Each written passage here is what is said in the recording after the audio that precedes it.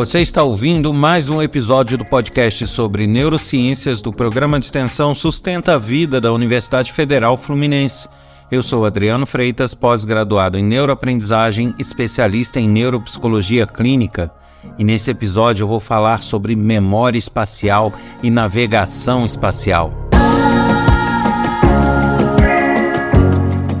E eu vou relembrar aqui do aplicativo que está lá na Google Play Store para quem tem sistema operacional Android, que ajuda vocês a se organizarem, a deixar suas anotações bem organizadas, anotações, tabelas, o que você tiver de informação pode estar lá anotado e organizado num lugar só, de uma forma muito prática de se organizar e de se encontrar essas informações, de uma forma muito prática e intuitiva, da mesma forma que eu expliquei no episódio anterior sobre as memórias associativas. Então, quem tiver alguma dúvida, dá um pulo lá no episódio anterior e ouve podcast sobre memórias associativas. E aqui na descrição desse podcast vai estar o nome do aplicativo para vocês encontrarem ele na Google Play Store e poderem baixar, instalar, é de graça. E eu tenho certeza que vai ajudar todo mundo a se organizar, professores a manter seus conteúdos e anotações sempre organizadas, tabelas, e não só professores, né? Professores, contadores, administradores, todo mundo que ouve aqui o podcast e que precisa se organizar e precisa ter as informações sempre à mão, vai achar esse aplicativo bastante útil, bastante interessante. O nome dele é Treebase, então garanto o seu, é só ir lá e baixar.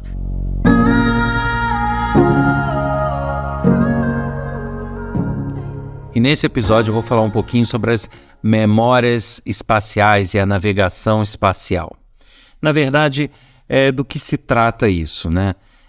Vocês já devem ter reparado que quando a gente vai num lugar desconhecido, que a gente fica andando pelas ruas, ou mesmo em shopping centers e outros ambientes, a gente muitas vezes fica meio que perdido e a gente começa a usar até inconscientemente algumas estratégias para nos localizar, que é marcar alguns pontos por onde a gente passou, é conseguir lembrar de certos detalhes pelo caminho para que a gente possa achar a saída ou que possa achar o caminho de volta. Isso seria a navegação espacial, né? É a preocupação do nosso cérebro em mapear o espaço onde a gente está, né? Um ambiente e que nos permita nos localizar nesse ambiente. Sendo desconhecido ou não, ele é capaz de mapear novos ambientes e com isso nos facilitar a vida quando precisamos achar o retorno ou achar uma saída. Na verdade, a parte do cérebro que cuida dessa navegação espacial é uma parte que também cuida das novas memórias, que é o hipocampo. É uma área do cérebro que tem por objetivo, né, que tem como uma das funções, mapear o ambiente onde a gente se encontra, mapear o lugar por onde a gente está passando para que possamos nos orientar nele. E ele faz isso através de células que são os chamados neurônios de lugar.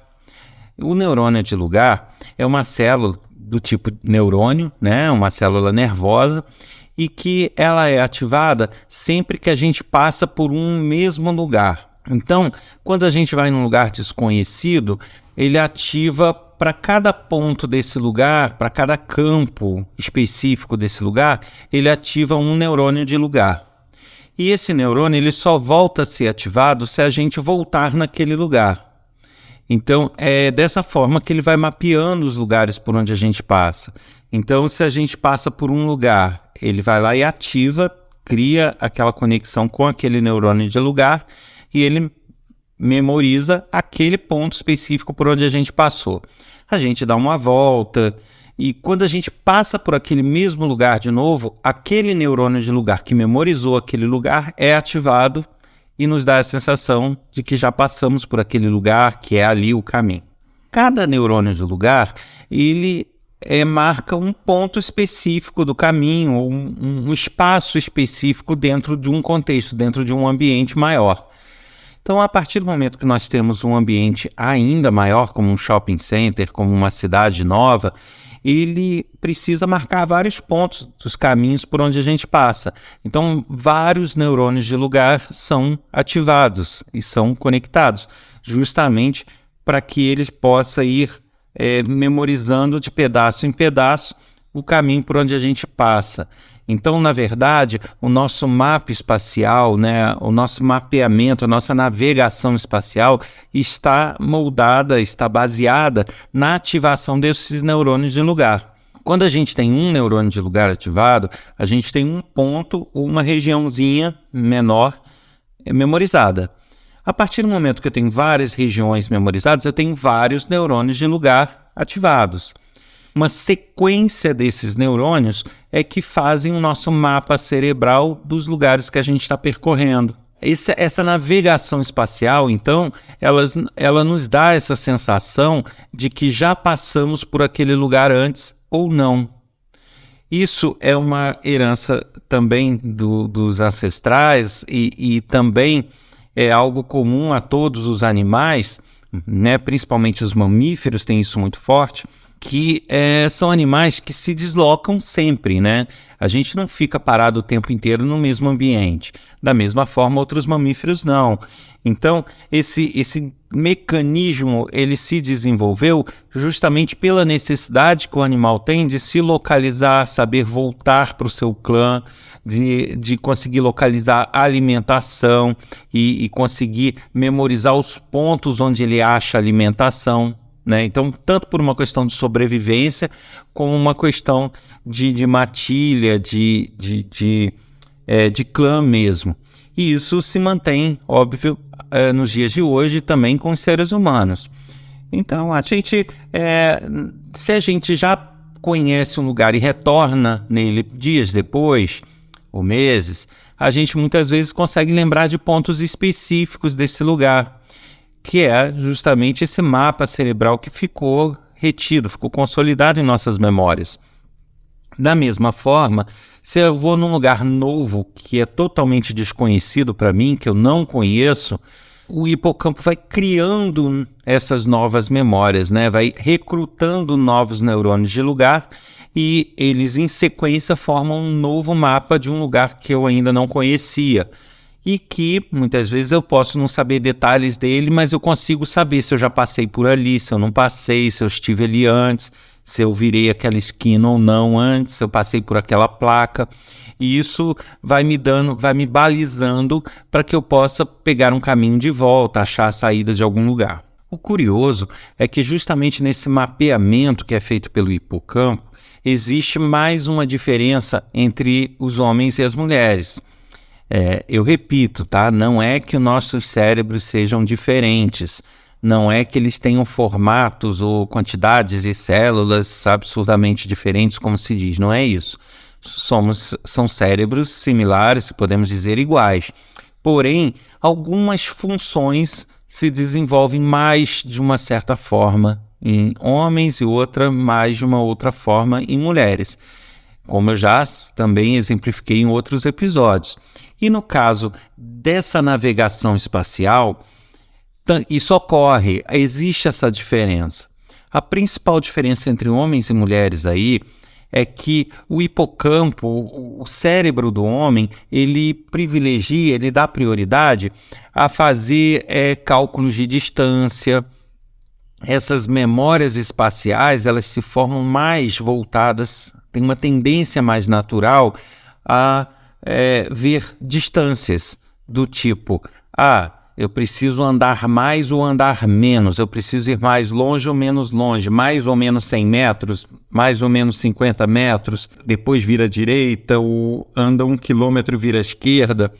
Então, o homem ele tem mais essa tendência de ter uma noção de distância e de tamanho, né? Vamos dizer dessa forma. Então ele consegue saber, não está na hora de eu virar a esquina. Não é que ele memorizou um ponto específico daquela esquina. É porque ele, pela memória espacial dele, ele acha que andou o suficiente para estar no lugar certo. Ou ele andou pouco para estar no lugar certo. Precisa andar mais, porque aquela esquina está muito perto para ser a correta. Então, o cérebro masculino ele funciona mais dessa maneira, lidando com distâncias. Já o feminino, ele tem uma tendência maior a lidar com pontos mesmo, com pontos focais, né? Ela prioriza mais os chamados marcos visuais. Então, placas, alguma coisa que está na vitrine de uma loja, algum detalhe que tenha na calçada, tipo uma lixeirinha vermelha, coisas desse tipo. Esses marcos visuais são mais prioritários para as mulheres. Então, diferente dos homens que buscam ver se, não, andei pouco, não, eu tenho que andar mais, essa distância não é essa. As mulheres já trabalham mais daquela forma. Ah, não, é aqui porque eu passei por essa lixeirinha na ida. Então, essa lixeirinha está aqui, é ela. Ou não, aquele vestido que eu lembro que eu achei até ele feio. Então, naquela loja que tem aquele vestido ali que a gente tem que passar. E assim por diante. Então, são estratégias do cérebro diferentes. Veja bem, não significa que homens não vejam marcos visuais, eles não vejam pontos e memorizem esses pontos, né? Tipo uma placa de loja, não é isso, eles memorizam, os homens trabalham dessa forma também. Eles têm uma tendência maior a ver distância, o que não anula ou significa que não vejam os marcos visuais. As mulheres da mesma forma, elas têm uma tendência natural a trabalhar com os marcos visuais, porém ela não significa que elas não tenham noção nenhuma de distância, né, de achar aquilo perto ou longe. Então, da mesma forma, são estratégias diferentes, mas que um pode usar a estratégia do outro, pode se acostumar com a estratégia do outro, mas por uma tendência natural é isso. Muitas pessoas falam, mas qual que é melhor? Então as mulheres são melhores que os homens nisso? Não necessariamente, porque cada estratégia ela tende a ser melhor para determinadas situações. Então, em determinada situação, uma estratégia vai ser melhor. Em outra determinada situação, outra estratégia tende a ser melhor, tá? Justamente por acredita-se, né? Aí já eu vou falar no campo das teorias não comprovadas. Até aqui eu falei dentro do que comprova a ciência. Agora, acredita-se que essa diferença se dá justamente lá dos nossos primórdios, porque geralmente os machos, né, eles saíam à caça. Então, eles tinham que ter uma preocupação maior com distâncias, né, com estar se afastando do clã, de saber espacialmente, em termos de distância, de o quão longínquo ele estava do grupo dele. Então ele precisava ter essa visão mais ampla de lugares enquanto ia caçar, né? Enquanto as fêmeas elas tinham que ter uma preocupação mais próxima do grupo, justamente por cuidar das crias e tudo, elas tinham que se preocupar com um campo menor de ação e com isso, com os detalhes daquele campo menor. E isso acontecia, sempre acontece com os mamíferos, e que foi um comportamento replicado, né, nos nossos antepassados que vieram até nós. Então, acredita-se nessa diferença por conta disso. Mas aí eu estou falando por uma questão de curiosidade, mas, lógico, esse comportamento, se é por causa disso ou não, ainda não temos como comprovar. O fato é que a gente não pode dizer que uma estratégia do cérebro é melhor do que outra, só que são aplicáveis em situações distintas. Aparentemente, em certas situações, isso nos leva a acreditar que as mulheres são melhores, porque no nosso dia a dia, as situações que precisam de marcos visuais são muito mais frequentes, né? Então, se a gente vai num shopping, por exemplo, ali é um ambiente que não é um ambiente amplo.